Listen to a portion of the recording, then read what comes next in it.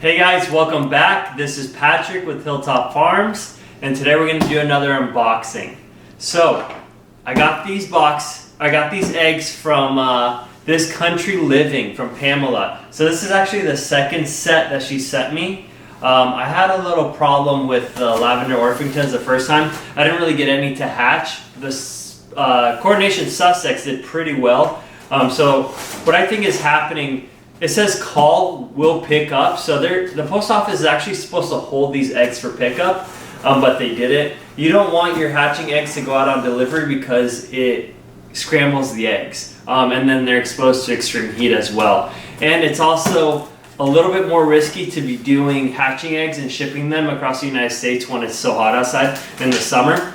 So you kind of want to stay away from that. And with the eggs, let's see here. For the rest, thank you. Let's get this out of the way. Came back. Okay, so she double boxed it. Awesome. That helps keeping the eggs stabilized inside. Whenever you package hatching eggs, you want to stabilize them as much as possible. You don't want them shaking around in there because then you get a scrambled egg or the air sac bursts. And once the air sac bursts or the egg is scrambled, even if the egg was fertile at some point, it's not going to hatch for you.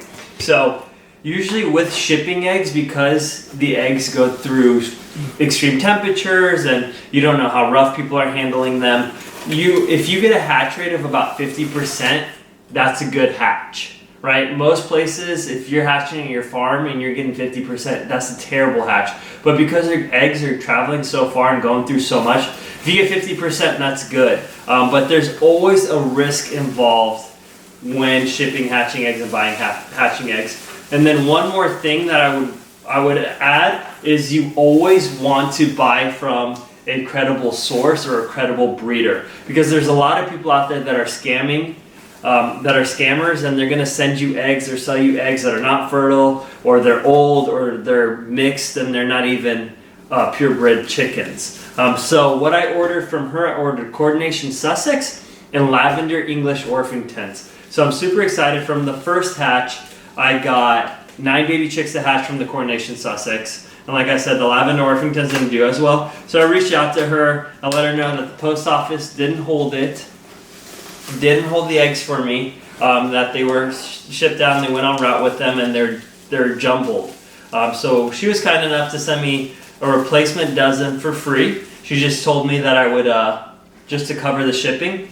And I felt kind of bad, so I was like, okay, you know what, let me just buy 12 more eggs for you so that way it kind of makes it worth it for you so you can still make a little bit of money on this, because we ship eggs too, and I know how it is. It sucks sometimes when you get that, because you try your best, you do everything you can. As you can see, she used shredded paper, bubble wrapped it, double boxed to protect the eggs, and you know, sometimes other people, third parties, just don't take care of the eggs as you normally would. So this is gonna take a while doing this, so we're just gonna try to speed this up. Just checking all the eggs. I usually check them with a light to see how the air sac is, or to see if there's any minor cracks. I actually got some Lavender English Orpington eggs locally, and to be honest with you, I'm not that pleased with them. The eggshells are super thin. I can see that the chickens aren't getting the right nutrition. They sent me a lot of pullet eggs, so the eggs were tiny. Chicks will still hatch out of those. They'll just end up being a lot smaller, and it takes a lot more work to care for them. So it looks like right now I'm just opening all of the Coronation Sussex eggs. And it looks like those are all good. Oh man, this is gonna make a mess. It's gonna make a mess, but the eggs look well intact. Let me see if I can turn this box for you guys so you can see without losing any eggs. Can you guys see what that looks like? Look good? That looks really good in there. See, you can see they're nice and tight. There's not a lot of space for them to move around, which means it's going to limit the eggs getting scrambled. So let's see what we have here. More Coronation Sussex. Super excited about these. I love these birds. We're going to have these available for purchase next season. Hopefully I get a good amount of hens and roosters and I don't get stuck with a lot of roosters, because I don't have the best luck when it comes to the straight run. I think my wife's the lucky one, not me. Well, I'm lucky to have her, so I guess that works out. A little cheesy, but it's alright, we'll go with it.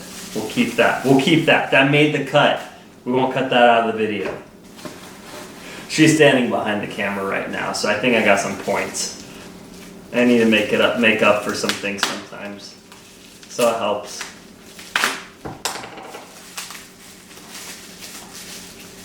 Alright, this is the last one I'm gonna open. Check. I mean, they're good. She knows what she's doing. She's packaging them well. Thank you, Pamela.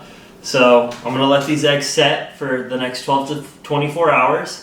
You always want to let the eggs set because you don't know if they're jumbled or flipped around. Just let them settle for a little bit. Keep them at room temperature. Keep them out of the sun. Keep them in a nice, cool, shaded area. And just let them rest. And then after that, you can put them in the incubator. And then 3 weeks, you got babies. Hopefully, you got babies. I should get babies. I mean, out of 24 eggs, there better be some babies. Be an expensive loss if there isn't, but I'm pretty confident that we'll get some babies out of these, and I hope for a good hatch.